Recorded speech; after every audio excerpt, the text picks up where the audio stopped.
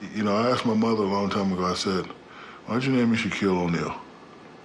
And she said, because my grandmother told me that you will be somebody that will always be remembered. That's what she told me. I mean, because, you know, all my other kids and cousins are Brian, Kenny, Tony, Jerome, Mike, Shaquille. Mike Jr. Yeah, I was like, why'd you name me that crazy name? She said, because my mother told me that you're gonna be world renowned. That name, Shaquille O'Neal, will ring bells. With the first pick in the 1992 NBA draft, the Orlando Magic selects Shaquille O'Neal from Louisiana State University. Hill puts it on the floor and stops, and he brought it down. He brought the whole goal down. O'Neal, a monster follow. Oh my goodness, Shaq. You gotta love him. Shaquille fadeaway. Bryant to Shaq. Oh, it's looking showtime.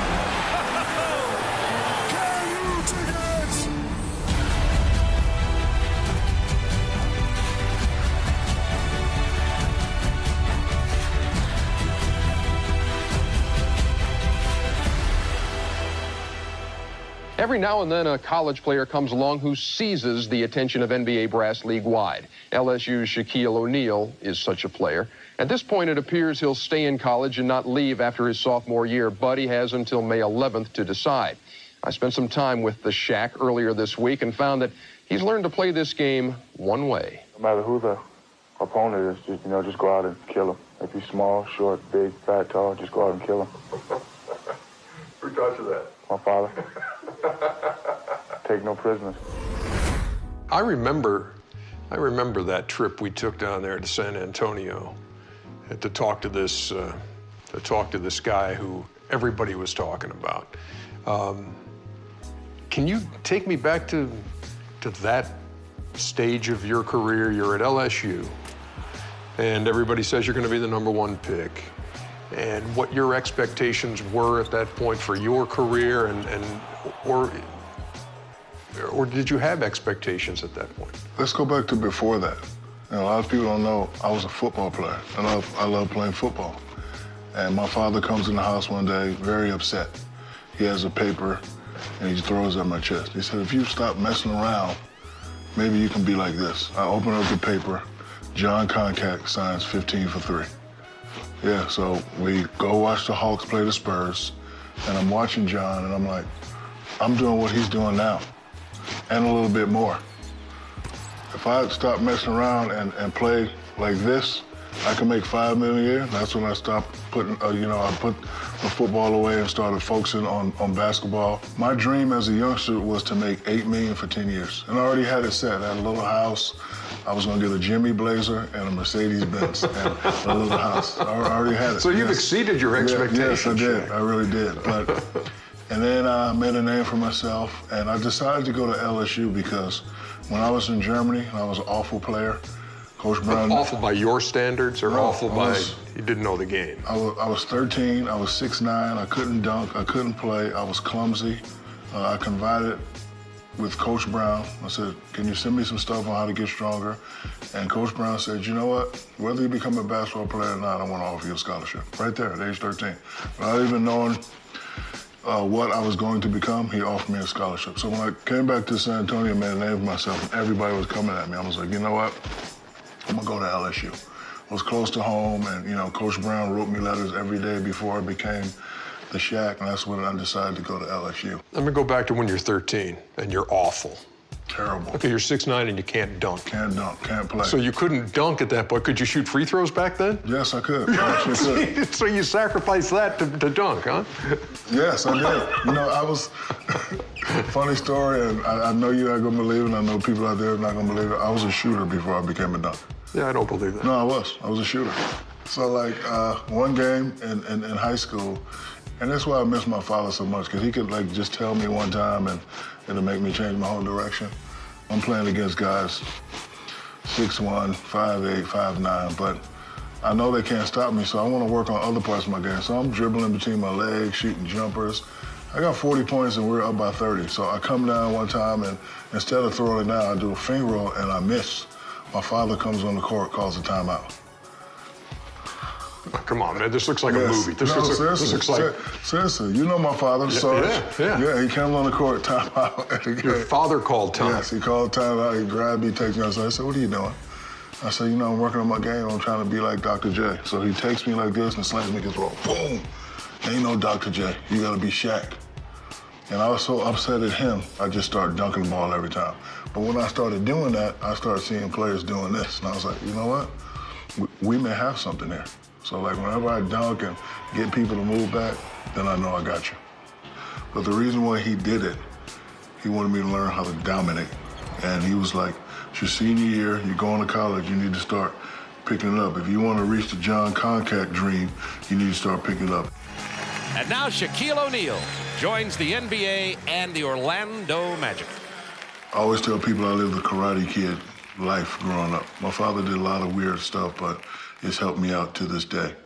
One of the things he always used to do was whenever one of our teammates got hurt, he'd cancel practice and he'd make us go to the hospital and visit children. Whenever we had too much clothes or too much toys in the house, he'd say, all right, clean up, PT time. We'd have to get all our toys, get all our clothes. He'd take us down to the Salvation Army. We hand out stuff. You know, he'd make me go out and cut grass and sell lemonade. You know, he wanted me to learn responsibility. He taught me how to respect other people, other religions. So all the stuff that he did as a youngster is paid off very well for me. Set the record straight on the David Robinson story. And the way I have heard it, probably from you, was that he stiffed you for an autograph when you were a kid and you held it against him. And now you're telling me this is not true? It's not true. I made it all up. Mr. Robinson, I apologize. I was taught to play with ferocity. I need to be upset. You know, something has to be said in an article or on TV about me for me to respond. Like, I used to like watching you guys and you guys saying, oh, blah, blah, blah. I used to be like, oh, okay, Ernie. Okay, Chuck. Okay, Kenny. Okay. But David Robinson was the nicest man ever. I was a big man on campus in San Antonio, and then the Spurs, they draft him, and he steals all my shine. So I meet him one day, and I was like, Mr. Robinson, can I have your autograph? So I learned a lot from him. I learned as a big man, you can get easy buckets by running the floor. Also learned the spin lob thing. Up the alley-oop, slam through. O'Neal into the lane. Slammer. Oh, baby. Save the women and children on that one. I learned that from watching David Robinson. So I meet him. We have a conversation. He signs my autograph. First time we play as the Spurs, he kills me. Kills me. And my father rips me a new one. Oh, you show him too much respect. I don't care if that's David Robinson. You Shaq O'Neal. You need to dominate. You need to go home and think about what you need to do. So I was like, you know what? He didn't give me this autograph when I was 15 years old. That pisses me off. So like from that point on, when I said that to myself, that he didn't give me he stiffed me for autograph as a youngster, I wanted to pay him back. That was my way of competing with David Robinson. Hill delivering to... Oh! And the foul! Shaq spins. Oh, the extra move! Did he ever call you out on that? Did No. David, in all these other years, ever say, what are you talking about, man? I never stiffed you on an autograph. But you know what? I saw him with his sons. And, you know, his son was a wide receiver at Notre Dame. So I think I saw him. Matter of fact, last year at the All-Star game, and I pulled him to the side. I was like, David, I apologize. I made up this bogus story that you never gave me an autograph, but that wasn't true. He was like, Shaq, I know you, Shaq. You're just a jokester. So, you know, he... Had he heard the story before? Yeah. He heard it. Yeah, but it wasn't true.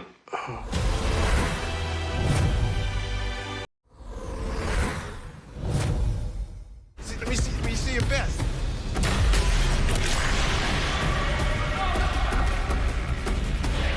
Yeah, I'm all right. So, I guess we will never know between the two of us. I'm seeing that you just destroyed the basket. Follows it almost and does bring down the entire backcourt.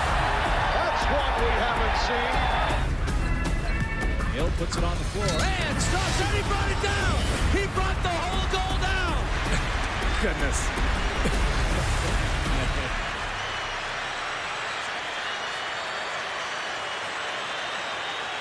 Oh boy.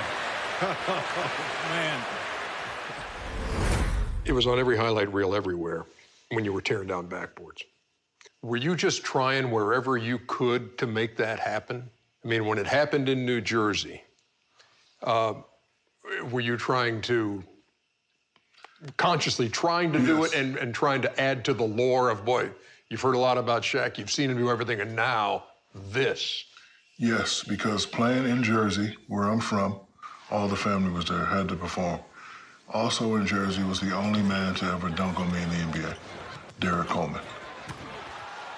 Derek Coleman got me with a left one time, and so every time we tried to play Jersey, I wanted to let him know that I was coming. So when I tore the backboard down, I was trying to do it. On the floor, and stops, and he brought it down. He brought the whole goal down. And that thing came straight down. He brought the whole thing down. Oh, it broke off right on the fringe there, on the hinge there. Unbelievable. Oh, man. Behind the back to Shaq. Oh, nice pass. Lob to O'Neal. Look at the big fella handle the ball.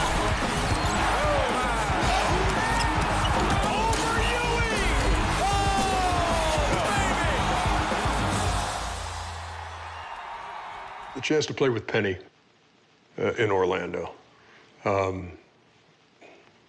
Why did that run its course? That's, that seemed Shaq like, wow, inside, outside, what a combination, what a 1-2 punch. Why did that run its course so quickly? It was perfect. It was the Magic Johnson, Kareem Abdul-Jabbar remix.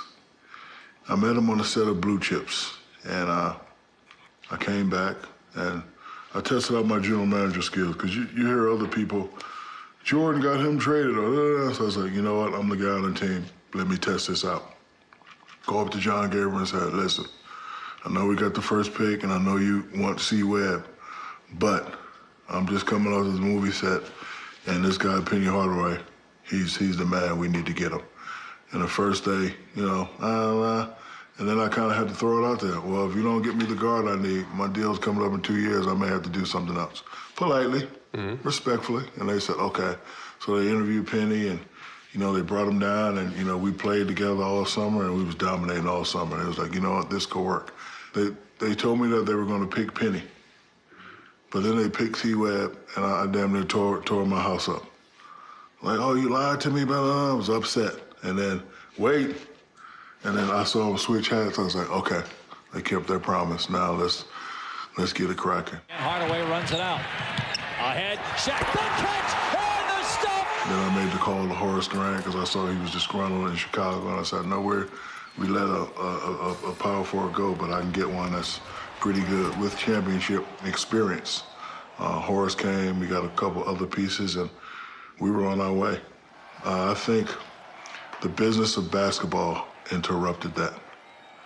Because I was always taught to maximize my potential, and my deal was up, and I knew I was a big name guy in the league, and I just wanted my fair share.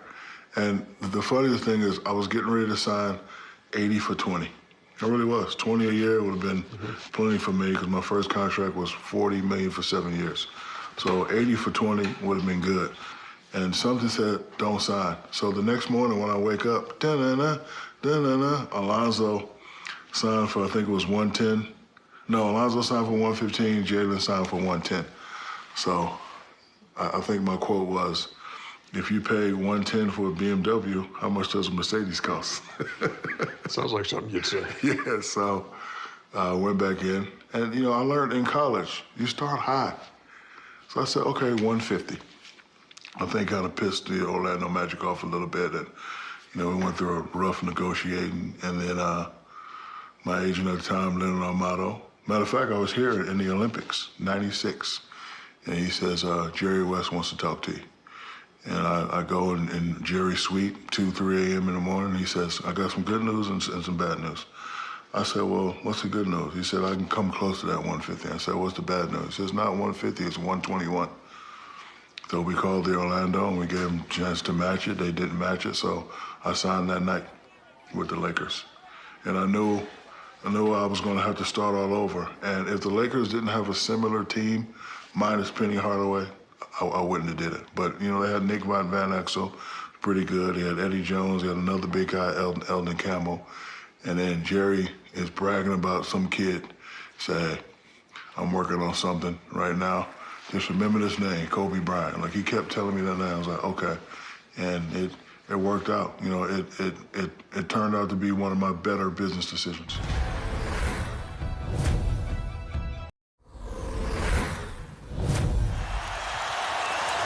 Portland has 3 timeouts left. The Lakers have 2.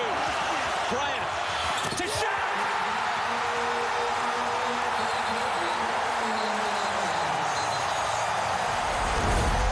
What's the one word that describes how your relationship with Kobe started in L.A.? It began with a lot of patience. Kobe has always been one of those guys to want to compete, want to be the best. He told me one time he was going to be the Will Smith of the NBA. He told me that at 18 years old. I was like, okay, young fella. But I saw something in him that, like, you know what, this kid definitely has a potential. Like, you know how they always say people are in the gym a couple hours before, a couple hours after? That definitely was Kobe Bryant. Man, I'm a First veteran. to get there, last to leave. Yeah, because I'm a veteran. Practice is at 10. I'm arriving at 9:45. That's just 9:45, 9:55. Come on, you're giving yourself a little credit. 9:59:30. Right, 9:55. So, I mean, but he was always there. It was a game against Utah. I'm gonna say it's his rookie or second year. You know, we're getting pummeled in the playoffs, and nobody wants to take the last 3 shots. He takes them. They're all air balls. If you remember me walking off the court with him. I said, you know what, everybody's laughing at you now, but one day they're gonna fear you taking these shots. And then it became sort of a respectful power struggle. So from a patient relationship to a respectful power struggle. Like, people always talk about the relationship, and you have to understand that leaders always have 2 difficult tasks. You have to focus on the relationship, or you have to focus on the task. Early, I focused on the relationship, and we got swept. Phil Jackson comes along, you know, makes us read books. You know, we have different way about doing things. So now I focus on the task. And studies show that when you focus on the task, relationships start to dwindle away. My sole purpose was to win at any cost. And when you're deemed the leader, sometimes you have to make tough decisions. If you tell him he can't do something, he's gonna do it. You know, if you keep pushing buttons, it's gonna make him play at that next level. And I needed him to play at that level. He needed me to play at that level. So sometimes we competed with each other. And if we competed with each other, the best little guy, the best big man competing with each other, trying to be the best, and do it inside a system, it spells, you know, success. You know, people always ask me about the relationship, and I have to correct them sometimes. I say, you guys talk as if we didn't win any championships. We won 3 out of 4. And if I had it all over to do again, I'd probably do it the same way. This is it, fellas. You work all year long for it, man. Shaq the man, most dominant player in the world. We stormed through the league 3 times in a row. But when everything started to shift a little bit and things started getting topsy-turvy. Not everything's going to work out, you know, with the perfect ending. 3 weeks ago, he wouldn't even acknowledge Kobe, wouldn't even mention his name. He's been holding on to his hostility for Shaquille much too long. There comes a point in time we got to part ways. when you leave Los Angeles for Miami, you trying to tell me everything's cool between you and Kobe at that time? Yes and no. I didn't want to leave, but being a veteran in the business of basketball, I realized that can't be two kings. And every great movie that I've seen, mafia movie, just put it in better terms, the younger boss always takes out the older boss. So I knew it was going to happen. And I said to myself, going into the finals, you know, I put together this super team. I brought in Gary Payton, I brought in Karl Malone, Kobe, myself. If we don't win, change is going to have to be made. So I knew once we lost, I knew I was going to be in trouble. I didn't know how quick. It was like a week later, I'm sitting with Sharif and Miles and Shakir. We're eating cereal, and I see on ESPN that Mitch Kupchak says Shaquille O'Neal is open for trade talks. I was upset because I thought that they would give me a little bit more respect and at least call me on the phone and say, hey, we're thinking about moving you. The way they did it kind of upset me. And that's why when I went to Miami, I had a lot of harsh things to say. But it's business. So where are you two now? We speak. We're cool. I saw him at the ESPYs. Went to the last games. Every time I see his daughters, I was like, hello, I'm Uncle Shaq. And his oldest daughter said, you say that every time you see us. So, NBA stands for nothing but actors. So the beef that we have there will never spill over into real life. I see him with his beautiful wife and his lovely daughters, I'm not gonna go throw a drink in his face. So, hey, what's up, Kobe, how you doing? And the times we had were special times, times that'll never be forgotten. And, a lot of people forget that 15-1 in the playoffs. If it wasn't for Allen Iverson stepping over Tyronn Lue, we'd probably be the best NBA team ever to win a championship. And we still have the record. I was a little nervous last year when Golden State went 73-9. I was like, man, they're gonna break our record. But they didn't, so. Two guys that hate each other still have that record. 15-1 to win a championship. And that'll never be broken. Hated each other. Well, two guys who they thought hated each other. Look at Ernie, he's a little lawyer today. What is this, Ernie, a deposition? So there was their episode there? So no, there was no hate, Ernie, no hate. Okay. No hate.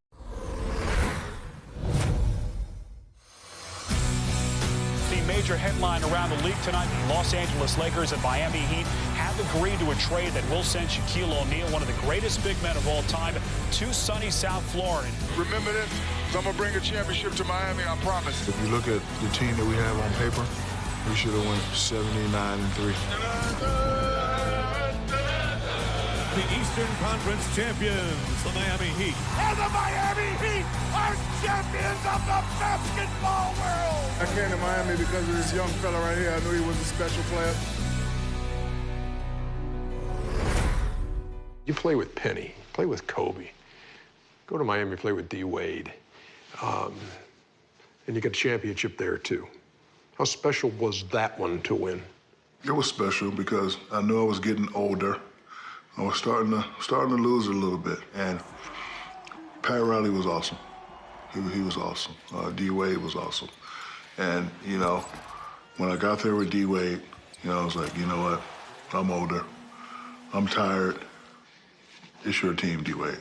First thing I did with D. Wade, we went to a restaurant, and I told him all the stuff that happened bad with me and Kobe. And I said, I'm telling you this, D. Wade, because this could never happen between us.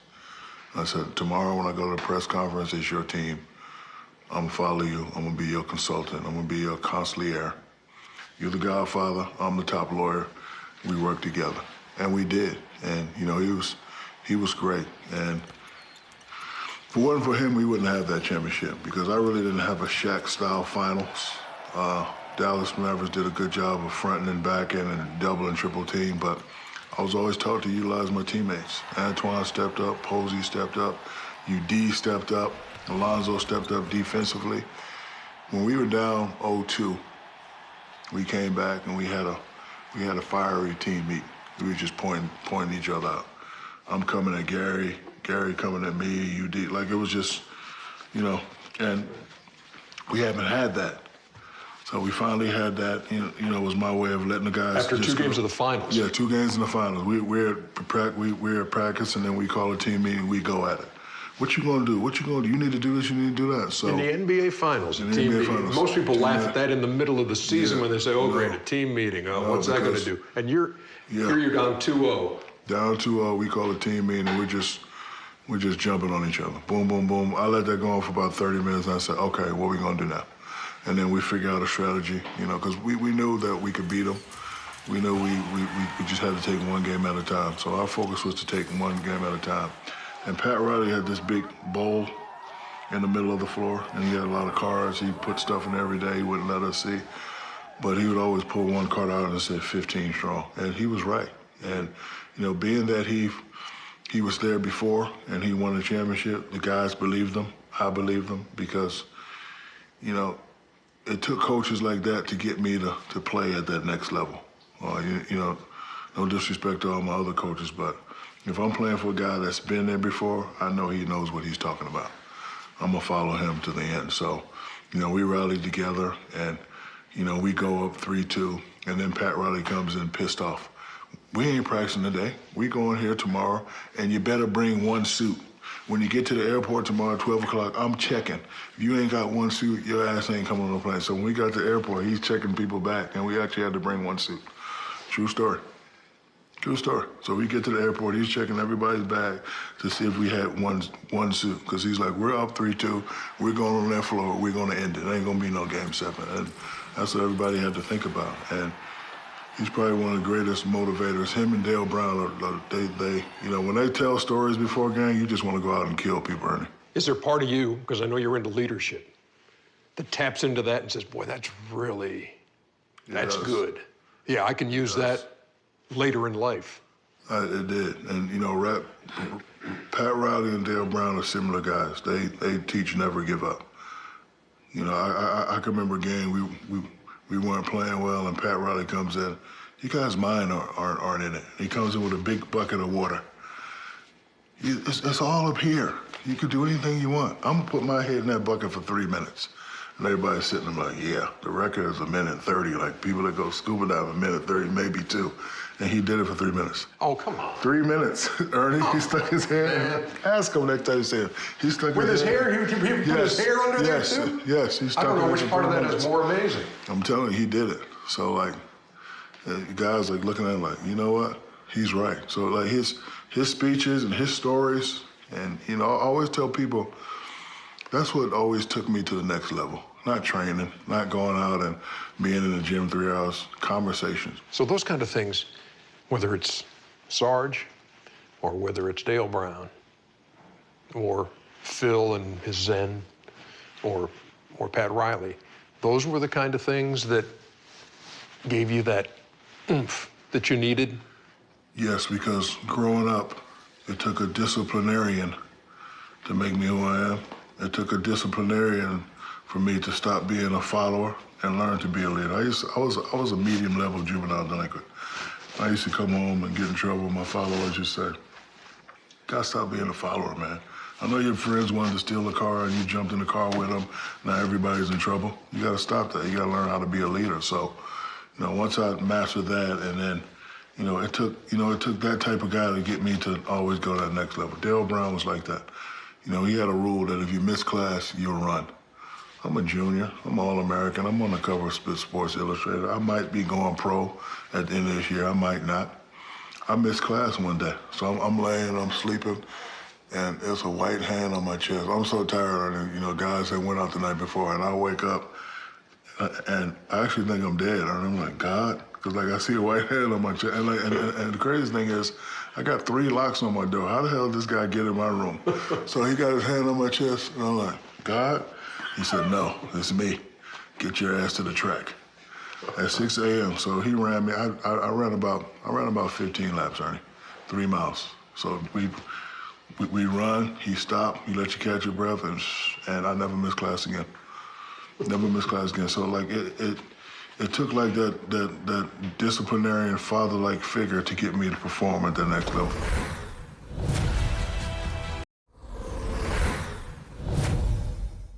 Password. Don't fake the funk on a nasty dunk.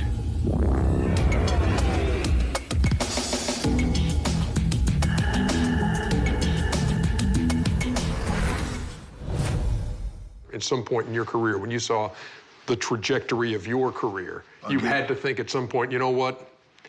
This is going to wind up in the Hall of Fame. I only got confirmation when I heard other people say it. I knew what I had to do. If you can remember, my first commercial was "Don't fake the funk on a nasty dunk." And it was Kareem, it was Wilt Chamberlain, it was Bill Russell, and it was Bill Walton. And I designed that commercial to keep me motivated and say, you know what? They're going to compare you to these guys. You got to play similar to these guys or better to these guys if you want to reach the pinnacle to where these guys reach. So I knew I had big shoes to fill. I knew I had big expectations. And I knew if I could just come in and, you know, play my own style, my own brand of basketball, that possibly I can get there. If I didn't have any championships, to answer your question, no. Like everybody would say, oh, he's good, he's doing this, doing that, but he doesn't have any championships.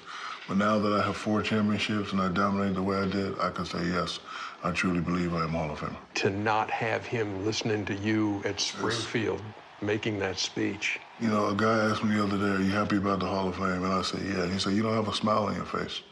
And this was his dream as well as my dream. He's my stepfather, even though I don't believe in the term stepfather. But when he started teaching me basketball, he always preached 3 names: Kareem Abdul-Jabbar, Wilt Chamberlain, and Bill Russell. He told me everything about those guys. And he was like, he kept saying, if you listen to me, I can make you as good as those guys. Like, I never wanted to be those guys. I wanted to be Dr. J. But once I became 7 foot, I was like, I got to be like these guys. And he would just preach their name all the time. And then when I heard other people say Shaq is similar to these guys, I was like, you know what? All that stuff he was teaching me was correct. Now let me start tuning up. So, let me start tuning up. A quote that my father told me. He called me NBA. I was having a terrible game. He said, what's wrong? Pressure? I said, a little bit. He said, when you come home, come see me. So came home, and we took a ride, and we saw a homeless family on the curve. We talked to him. We had a conversation with him. We tried to give him some money, took him to Walmart, got him some clothes, and on the way back, he said, that's pressure. Not knowing where your next meals come from. So you make a lot of money playing this game. You don't ever say that word pressure to me again.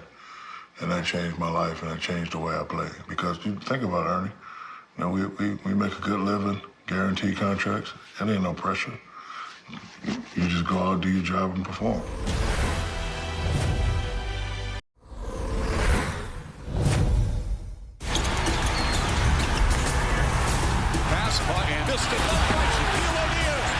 Pass deflected out of bounds. Last touch by Shaq. Lob. Rondo. Shaq can't finish it. Shaquille O'Neal missing a bunny layup again. Late in your career, was it hard to not be as dominant? Yes. Did that? Yes. How do you describe that feeling that, yeah, Shaq's on that team, but that's not Shaq anymore? Yeah, I felt awful, and I know what's coming to an end, but I felt bad because Shaq is 28, 15. That's the Shaq people remember, and I wanted to be remembered like that. So when I was 12 and 14, I didn't feel comfortable with myself. The only thing kept me going was I already had the cushion of having 4 championships.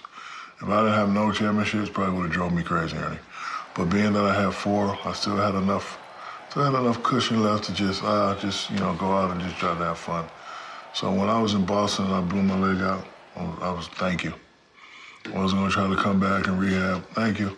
It's over, big guy. Because in Boston, what was I averaging? Single digits? That's unheard of for the Shaq man.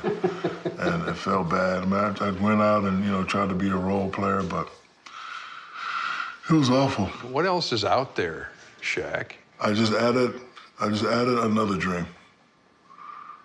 To be able to watch my sons make it to where I made it. And my son, I think, is a pretty good basketball player because I don't put pressure on him. Same thing my father did with me.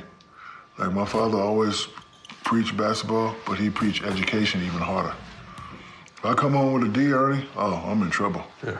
I got to shine shoes, I got to mop, I got to paint, I got to cut everybody's grass in the neighborhood. Like, yeah, he didn't play that. So he always stressed education. So I always tell my kids, you don't have to play. I played, we did that. But you got to get 2 degrees. Why? I say, because I'm doing some things now that's going to, set you up. But, same thing my father taught me. You always want to be able to know what you're getting into. You want to be educated enough to run it. So I have 6 children, 3 boys and 3 girls, and like I always tell them, one of y'all going to law school, one of y'all getting into politics, one of y'all gonna run some businesses, and 2 of y'all may be in the NBA, but 3 of y'all gonna do something else. I always had different dreams as a youngster. On the way to the court, I was LL Cool J. I had a cane goal. I had a fake rope chain. I had a boombox. Small world. Small world. On the mean streets of Milwaukee, huh? And then when I got to the court, I was Dr. J. So, you know, it's just about me fulfilling my dreams. Was the acting bug in there somewhere along with all that other stuff? Because that came too. Imagine yourself as a little kid, always on punishment, watching TV. So I used to see like Dr. J and all those guys, and I used to be like, wow, I wish I could do that. And I flicked the channel and MTV Raps. Man, I could do that. And then I'd see a movie like The Terminator, like a guy comes in, he's doing, like, I can do that. So, you know, all these things were things that I always wanted to do, but not really.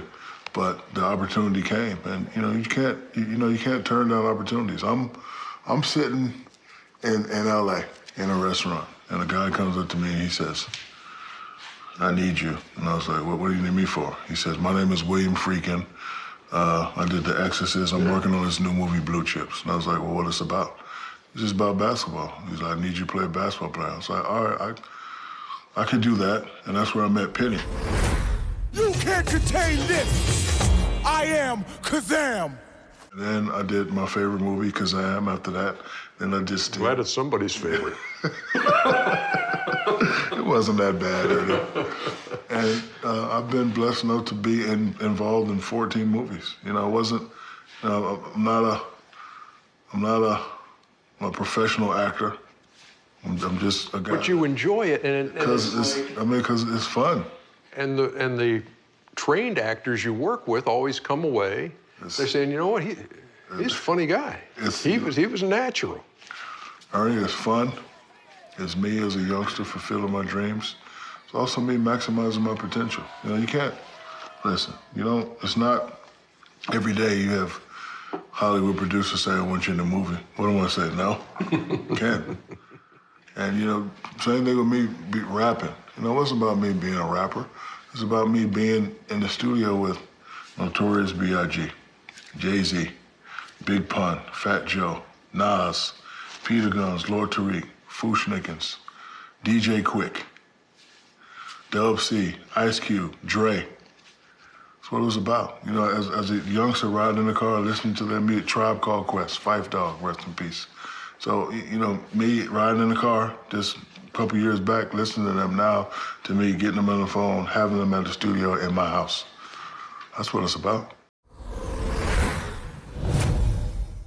I'm Vito Corleone. That means I'm a sexy beast. Well, I've been known to be called the Big Barishnikov. From this day on, I would like to be known as the Big Aristotle. I am no longer the Big Aristotle. I want to be known as the Big Shakespeare, the Big Correctamundo, the Big Witness Protection. So in light of today, I am retiring all my nicknames. The Big Aristotle, Shaq Fu, the Big Shamrock, the Big Cactus, the Diesel, and finally, the one and only original, never to be duplicated or replicated, Superman. So from now on,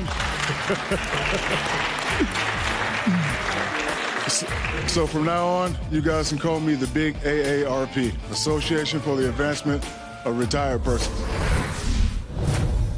What would your nickname be now? You had so many as a player, from Big Aristotle to... You guys are gonna have to call me the Big Hoffa. The Big Hoffa. Yeah, Hall of Fame,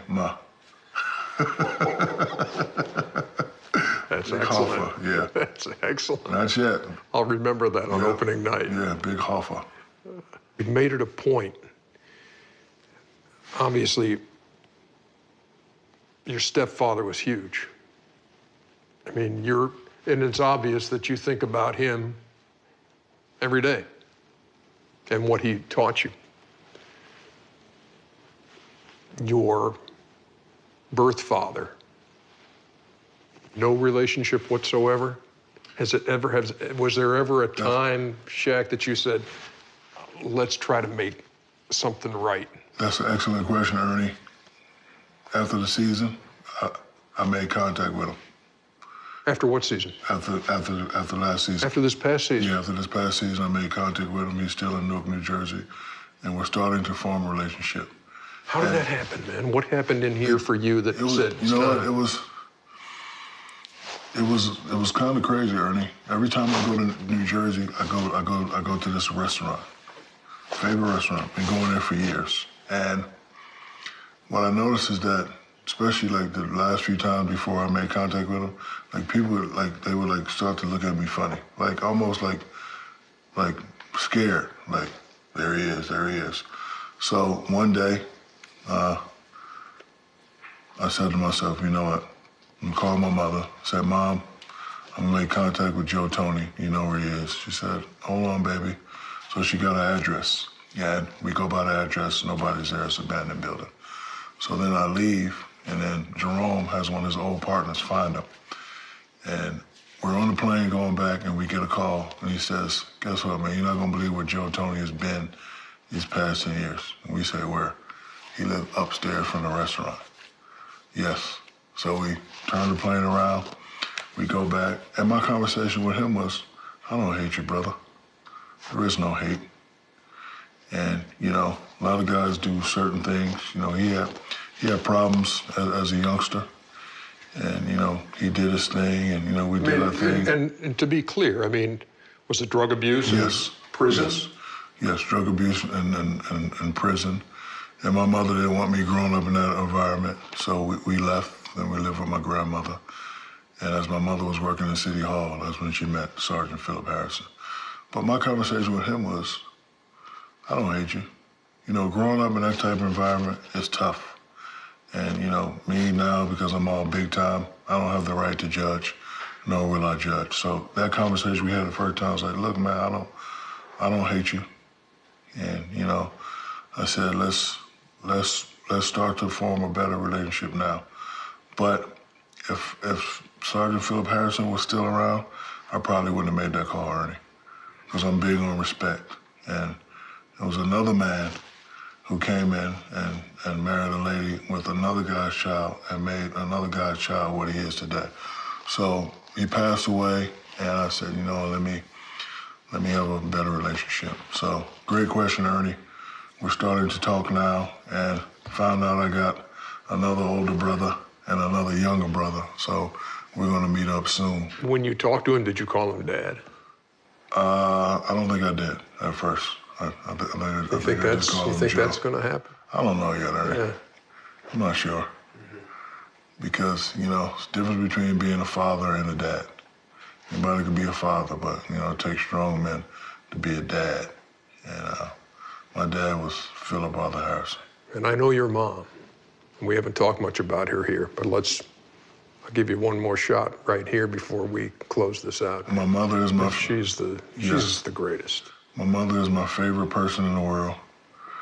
We're best friends. And, you know, she's always honest with me. Like, whenever I do something crazy in society and I get that call from her, I'm like, uh-oh. And Ernie, she's the only one I know that can talk calm and not use a curse word, but curse me out at the same time. I'm one of those type of talent. Yeah, like, why'd you do that? But basically she's saying, you stupid man. So that's what you're hearing. Yeah, not what she's saying, but that's what you're hearing. That's what I'm hearing. So she's a wonderful woman.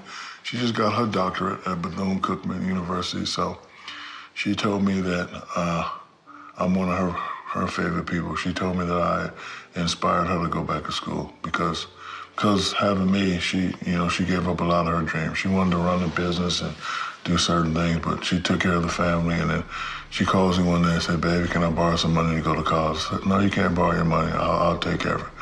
So she went and got a bachelor's, she got a master's, and she just got a doctorate. So she's doing good. She's on the speaking circuit. She's an author. She's having fun. When you're at Springfield and you're looking out at these sea of faces, and you're going to see Hall of Famers, and you're going to see friends, and you're going to see Lucille O'Neal. And I'll probably make one of my relatives move and leave an empty seat for Philip Harrison. I just ordered my tickets the other day, but I'm gonna probably have to make a painful call to one of my cousins and be like, hey, I need your seat. I'll make it up to you, because I want that seat to be empty. So I know if he was still alive, he'd be there and he'd be so happy.